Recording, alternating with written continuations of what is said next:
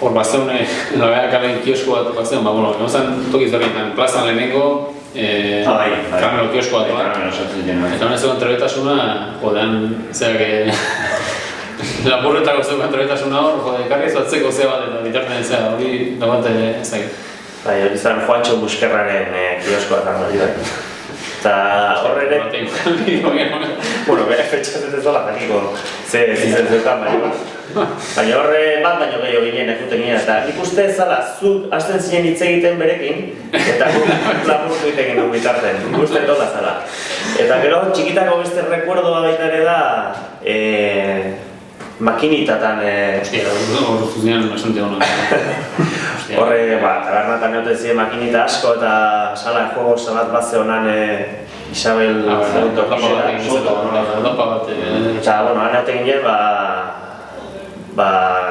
talde bat jun, bat jolasten eta beste guztekin ikusten. Eta, bueno, horako zelan gero, horre ikastolan atzeko parke hortar eskalatzen eta baita kale, denbora guzti. Frontoi atzeko. Jo, batzak noa zen, bat eroi izan zehar, hori itzen ginen, horre azkenen, aldapatxak zen bukaeran da, irristan da berak dut zen ezer behar, eta itzen ginen lan, Reka, jastegi, gartzen itxausti, eta horrek bazen irula uneska baita, eta hori izan egon lehenengo, koiek hasi zen egon.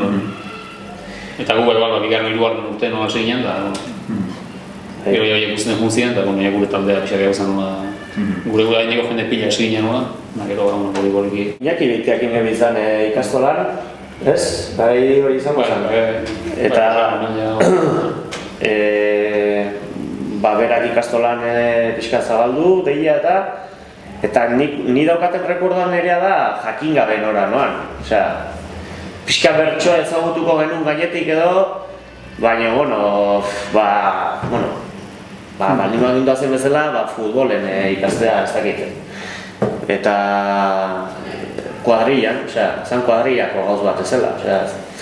Merienda asko egiten genituen, eta hori lagun arte bezala, ondo pasatzeko leku bat zen azken finean. Gero pixkat hasi ginen ja barneratzen edo, eta igual ikastolan hasi ginen lehenengo saio egiten edo, jendea horren kantatzen edo. Baina bertxok ziren prestauta, lau berrimak jarriko balizikute bezala egin antzerkitxoa, eta gu bertxoa egin jagenukan mitxetik, eta hola zan. Eta gare bertxoa aztu gazik kantar, Ni goratzen dena da, kulturretxea.